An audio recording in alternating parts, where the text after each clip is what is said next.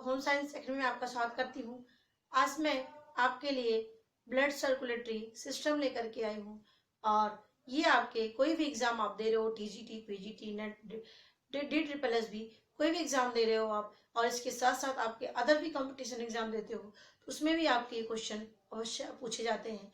तो आइए देखते हैं ब्लड सर्कुलेटरी सिस्टम। देखिए, ब्लड सर्कुलेटरी मतलब बात से ही पता चल रहा है शब्दों से ही कि ब्लड का सर्कुलेट करने वाला सिस्टम। तो ब्लड को सर्कुलेट करने वाला सिस्टम यानी पूरी बॉडी में रक्त का कैसे संवहन किया जाता है, कैसे कौन कौन से पार्ट इसमें भाग लेते हैं, कौन कौन से पार्ट इसमें ले आने का कार्य करते हैं, ये बातें आपको इसमें इस चैप्टर में आप पढ़ेंगे और ये बहुत ही महत्वपूर्ण चैप्टर है। तो आइए देखते हैं ब्लड सर्कुलेटरी सिस्टम। देखिए यहाँ पे हमने लिखा है हृदय। देखिए हृदय क्या होता है? हृदय रक्त को क्या करता है? जो शुद्ध रक्त होता है, हृदय शुद्ध रक्त को शरीर के प्रत्येक भागों में जो है हृदय के से लेकर के हृदय से शुद्ध रक्त को लेकर शरीर के प्रत्येक भागों में पहुंचाना और शरीर से अशुद्ध रक्त को लेकर हृदय की तरफ यानी हृदय को पहुंचाना ही सर्कुलेटरी सिस्टम कहलाता जाता है। अब इसमें जो हमारी धमनी होती हैं, शिराएं होती हैं, केशिकाएं होती हैं, इनका अहम रोल होता है। तो ये मैं आपको आगे इसमें बताऊंगी। यानी क्या मुख्य होता है कि जो शुद्ध रक्त होता है वो हृदय से पूरी बॉडी में पहुंचाया जाता है और जो अशुद्ध रक्त होता है वो पूरे शरीर से लेकर के हृदय को पहुंचाया जाता है। तब हृदय जो है फेफड़े को पहुंचाता है रक्त को शुद्ध करने के लिए। अब मैं यहाँ पर शुरू करने से पहले मैं आपको बता दूं कि जो हृदय होता है वो रक्त को पंप करने का काम करता है। जो हृदय होता है वो रक्त को पंप करने का काम करता है और जो हमारे फेफड़े होते हैं वो रक्त को शुद्ध करने का काम करते हैं और जो हमारी किडनी होती है वो जो हमारा ब्लड है, ब्लड को छानने का काम, फिल्टर करने का काम करता है। तो ये तीनों का रोल अदा करते हैं। ये आप याद रखना, हृदय केवल रक्त को पंप करता है, ना तो शुद्ध करता है ना तो छानता है। तो ये तीनों बातें आपके क्वेश्चन जरूर आते हैं, तीनों में अंतर आते हैं आपके कि रक्त हृदय का काम क्या है, रक्त को पंप करने का, और फेफड़े का शुद्ध करने का, और किडनी का फिल्टर करने का, छानने का काम करता है। अब आते हैं कि पार्ट ऑफ ब्लड सर्कुलेटरी यानी इसमें से कौन कौन से पार्ट हैं जो ब्लड सर्कुलेटरी सिस्टम में लेते हैं, पार्टिसिपेट होते हैं। देखिए यहाँ पर हार्ट है और ब्लड वेसल्स है। हार्ट यानी हृदय, दूसरा हमारा ब्लड वेसल्स यानी ब्लड ले जाने वाली वाहिकाएं। वेसल्स का मतलब होता है वाहिकाएं। अब देखिए ब्लड को वाहिकाएं होती हैं आर्टरीज, वीन्स, VEINS, क्या है? VEINS, वीन्स, और उसके बाद कैपिलरीज जिसे हम केशिकाएं कहते हैं। अब देखिए आर्टरी जिसको धमनी बोलते हैं, वीन जिसे सिरा कहते हैं, और केशिकाएं जिसको जो कैपिलरीज कहते हैं। तो ये सब जो होती हैं ये ब्लड को ले आने का काम करती हैं। और ये भी जान लेना जो हमारी आर्टरीज होती है ये हमेशा शुद्ध रक्त के पास रहता है, जो सिरा होती हैं ये अशुद्ध रक्त को लाती हैं। ये दोनों बातें आप याद रखना। लेकिन एक और है पल्मोनरी सिरा और पल्मोनरी धमनी, मैं इसको आपको अभी आगे यहाँ पर हार्ट में बताऊंगी। तो अब आइए देखते हैं सबसे पहले हृदय के बारे में। हृदय जिसको हम हार्ट कहते हैं और जो 1 मिनट में 72 बार धड़कता है हृदय, और हृदय हमेशा क्रियाशील है, वो रात दिन काम करता रहता है, हमारे बॉडी को रक्त पहुंचाता रहता है और अशुद्ध रक्त को लेता रहता है। तो ये दोनों क्रियाएं पूरे टाइम होते रहते हैं और ये दृढ़ मांसपेशियों का बना होता है, क्रियाशील है, फेफड़ों के बीच में ये स्थित होता है और ये बच्च के बाईं ओर स्थित होता है, और स्टर्नम यानी जो हमारे बीच की हड्डी पाई जाती है स्टर्नम, उसके दाईं ओर कुछ स्थित होती है। अब आते हैं इसकी लंबाई 13 सेंटीमीटर, चौड़ाई 9 सेंटीमीटर होती है और ये बंद मुट्ठी के भाग किसे बंद मुट्ठी के समान दिखते हैं। और इसका रंग कितना होता है? लाल गहरा बैंगनी, यानी गहरा लाल बैंगनी होता है इसका, और इसका भार लगभग 300 ग्राम होता है। कितना? 300 ग्राम हृदय का भार होता है। अब देखते हैं, ये एक झिल्ली से ढकी होती है जिसका नाम है पेरिकार्डियम। क्या नाम है? पेरिकार्डियम। और उस बाद एक और झिल्ली बनी होती है जिसको बोलते हैं मेरिकार्डियम। उसमें एक द्रव पदार्थ भरा होता है जो हमारे हृदय को आघातों से, बाहरी आघातों से रक्षा करते हैं और हमारे हृदय को नम बनाए रखने का काम करते हैं। तो याद रखना, पेरिकार्डियम और मेरिकार्डियम दो झिल्ली पाई जाती है जो हृदय में पाई जाती है और जो हमारे बाहरी आघातों से रक्षा करने का काम करते हैं। तो ये चीजें हो गई आपकी हृदय के बारे में, कुछ क्या क्या इसके मुख्य पार्ट है। और रुधिर परिसंचरण तंत्र की सबसे पहले जो खोज है विलियम हार्वे ने किया था। किसने? विलियम हार्वे ने सबसे पहले ब्लड सर्कुलेशन सिस्टम के बारे में बताया था। अब आते हैं हमारा हार्ट। देखिए, हार्ट मुख्य रूप से इसके 4 चैम्बर होते हैं। कितने होते हैं? 4 चैम्बर में ये बटे होते हैं। देखिए यहाँ पर 1, 2, 3 और 4 चैम्बर में ये बटे होते हैं। यहाँ पर मैंने पीछे थोड़ा सा बना दिया है, थोड़ा सा समझाने के लिए। इस तरह से पिक्चर तो नहीं है, लेकिन बस आपकी समझ में आ जाए इसलिए मैंने यहाँ पर बनाया है। देखिए, इसकी 4 चैम्बर्स होते हैं और इसमें 2 आलिंद होते हैं और 2 निलय होते हैं। आलिंद को हम बोलते हैं ऑरिकल्स और निलय को बोलते हैं वेंट्रिकल्स। क्या बोलते हैं? आलिंद को ऑरिकल्स और निलय को वेंट्रिकल्स। 2 आलिंद पाए जाते हैं और 2 निलय पाए जाते हैं। एक दायां आलिंद, एक बायां आलिंद, एक दायां निलय, एक बायां निलय। तो ये आपके निलय है। क्या है ये? ये आपके निलय है। और देखिए, जो ऑरिकल्स होता है ये रक्त को ग्रहण करने का काम करता है। यानी जो हमारी ऑरिकल्स होती हैं, आलिंद होते हैं, कौन से? दाहिना आलिंद होते हैं। ये क्या होते हैं? ये रक्त को ग्रहण करने का काम, यानी जो आलिंद है ये रक्त को ग्रहण करते हैं। और जो वेंट्रिकल्स होते हैं ये सप्लाई करने का काम करते हैं, यानी ये लेने के बाद वो भेज देते हैं, सप्लाई कर देते हैं। तो यानी जो हमारा आलिंद है ये एक्सेप्ट करता है और जो निलय होता है वो सप्लाई करने का काम करते हैं। अब इसमें जो होता है ट्राइकस्पिड और बाइकस्पिड पाए जाते हैं। ट्राइकस्पिड वाल और बाइकस्पिड वाल। ट्राइकस्पिड का मतलब इसमें 3 वाल होते हैं, वाल का मतलब 3 दरवाजे, 3 कपाट होते हैं। किसमें पाए जाते हैं? ये आपके दाहिने आलिंद में पाए जाते हैं। किसमें?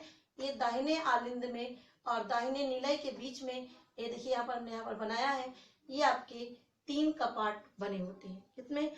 3 कपाट। और जबकि जो बाएं आलिंद और बाएं निलय के बीच में 2 कपाट पाए जाते हैं। कितने पाए जाते हैं? 2 कपाट पाए जाते हैं। ये दोनों बात याद रखना कि दाहिने आलिंद में 3 क्या पाए जाते हैं? कपाट पाए जाते हैं और बाएं आलिंद में 2 कपाट पाए जाते हैं। अब देखते हैं इसमें जो आलिंद होता है, इसमें क्या होता है? ये पूरी बॉडी से रक्त को, जो अशुद्ध रक्त होता है ये इसको क्या करता है? ग्रहण करता है। यानी पूरी बॉडी से रक्त आता है, ये क्या करता है? वहां से ये इसको ग्रहण करने का काम करता है। यानी पूरी बॉडी से जो रक्त आता है, अशुद्ध रक्त आता है, वो आर्टिकल्स यानी हमारा दायां आलिंद उसको लेता है, अपने पास रखता है।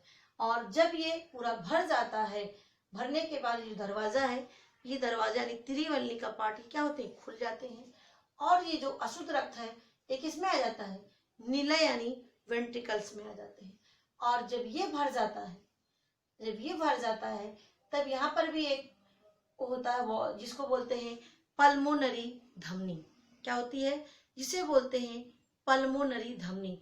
देखिए अभी यहाँ पर हमने बताया था जो धमनी होती है वो शुद्ध रक्त होती है और जो सिरा होता है उसमें अशुद्ध रक्त होता है, लेकिन एक साथ इसमें जुड़ गया है पल्मोनरी धमनी और पल्मोनरी सिरा।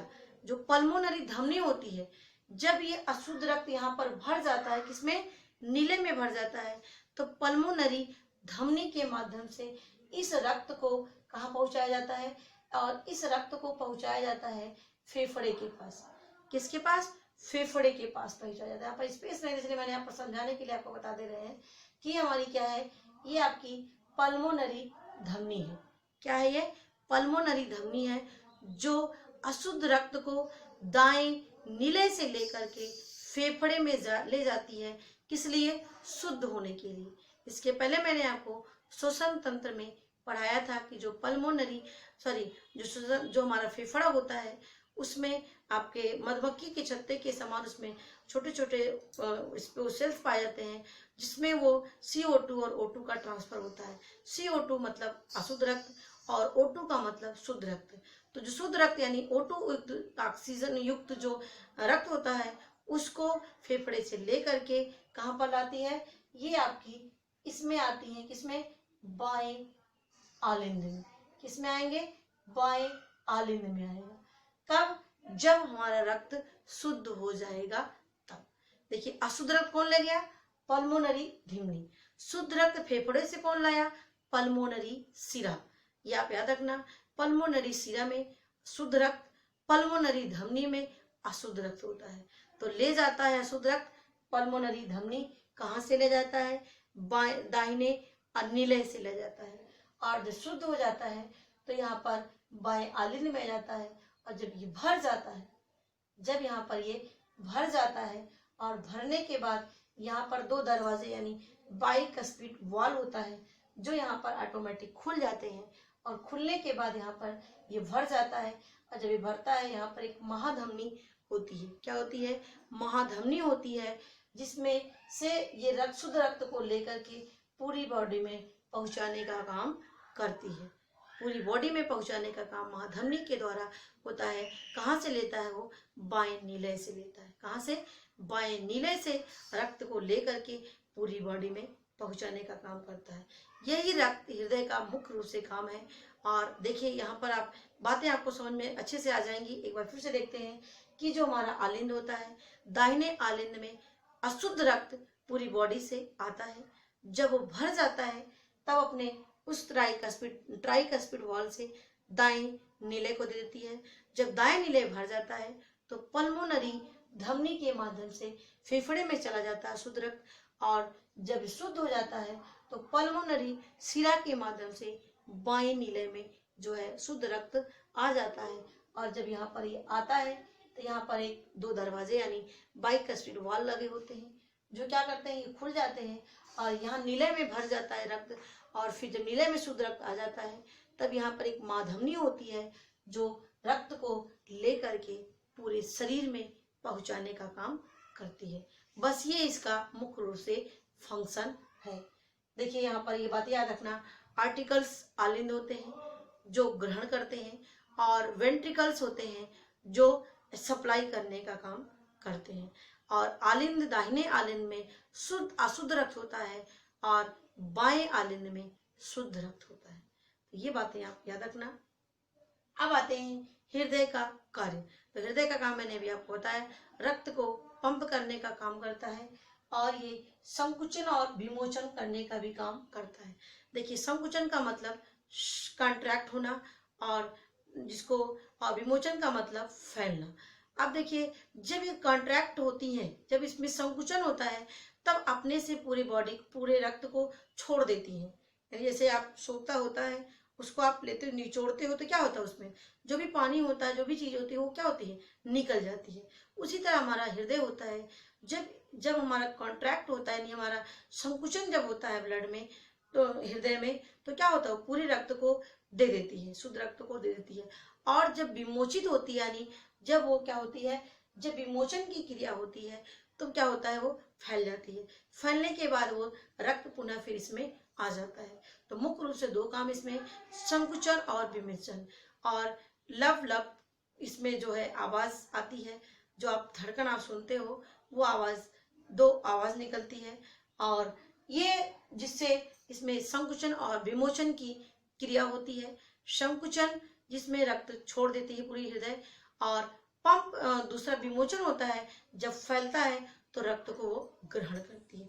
यानी विमोचन माने ग्रहण करना और संकुचन का मतलब छोड़ देना। तो ये दोनों बातें आप याद रखना। संकुचन जिसको हम सिस्टोलिक क्रिया बोलते हैं और विमोचन जिसे हम डायसिस्टोलिक कहते हैं। देखिए यहाँ पर हमने लिखा है बहुत शॉर्ट में, संकुचन यानी कॉन्ट्रैक्ट हो जाता है, संकुचित हो जाता है, और विमोचन यानी आपकी क्या होती है, एक्सपेंस यानी फैल जाती है। तो यानी जब फैलती है तो रक्त को ग्रहण करती है, और जब सिकुड़ती है यानी कॉन्ट्रैक्ट होती है तो रक्त को छोड़ देती है। तो ये दो मुख्य रूप से क्रिया होती है। अब इसमें देखते हैं हार्ट बीट और हार्ट रेट, पल्स रेट, ये सारी चीजें उसका सिनोनिम ऐसा है जो आप इसमें बताया गया है। हार्ट रेट यानी 1 मिनट में 72 बार हृदय हमारा धड़कता है, और वही हमारे पल्स में यहाँ पर भी आप चेक करते हैं तो आपको यहाँ पर भी वही रेट 72 से 80 बार 1 मिनट में आपको वहाँ भी वही चीज पता चलती है। इससे आपका हृदय की गति का भी अनुमान लगा सकते हैं। ये इससे ज्यादा होता है, किसी भी कभी फिजिकल ऐसी कंडीशन आ जाती है, अचानक कुछ ऐसा हो जाता है तो हमारी हृदय की गति क्या होती है, बढ़ जाती है, वो 72 से और भी अधिक हो जाती है। क्यों हो जाती है ये भी आपको सोचना चाहिए। इसमें क्या होता है, कभी कभी हम बहुत ज्यादा कोई चीज घटना सोच देते हैं, कभी कुछ ऐसा हो जाता है सामने, हमारे हृदय बहुत तेज धड़कने लगता है। तो क्या होता है कि ये पूरे शरीर में रक्त को इतना फास्ट पहुंचाने का काम करती हैं जिससे हमारी बॉडी नॉर्मल हो जाए, पुनः अपनी अवस्था में वो आ जाए। इसीलिए जो हमारा हृदय होता है उस समय जब हमारी फिजिकल कंडीशन ऐसी होती है, अचानक कोई ऐसा काम होता है, तब हमारी हृदय की जो गति होती है वो 1 मिनट में 72 से 80 से अधिक बार होने लगती है, जिससे हमारी बॉडी पुनः नॉर्मल अवस्था में आ जाए। तो 1 मिनट में 72 से 80 बार धड़कती है। और पल्स रेट भी फिजिकल जब हमारी कंडीशन इस तरह होती है तो क्या होती है, वो चेंज हो सकती है, चेंज हो जाती है। तो यहाँ पर हमने अभी आपको हार्ट के बारे में बताया है, और नेक्स्ट में मैं आपके लिए लेकर के आई हूँ कि आपके धमनी, शिरा और केशिका के बारे में बताएंगे। तो इसमें यदि आपको ये टॉपिक अच्छा लगा होगा हार्ट के बारे में तो ये लाइक करिएगा, शेयर करिएगा, और दोस्तों के बीच में ये जरूर शेयर करिए। और पहली वीडियो यदि आप मेरे देख रहे हो इसको सब्सक्राइब अवश्य कर लीजिए, निश्चित ही आपको इससे मदद मिलेगी। मेरी वीडियो देखने के लिए आपको धन्यवाद।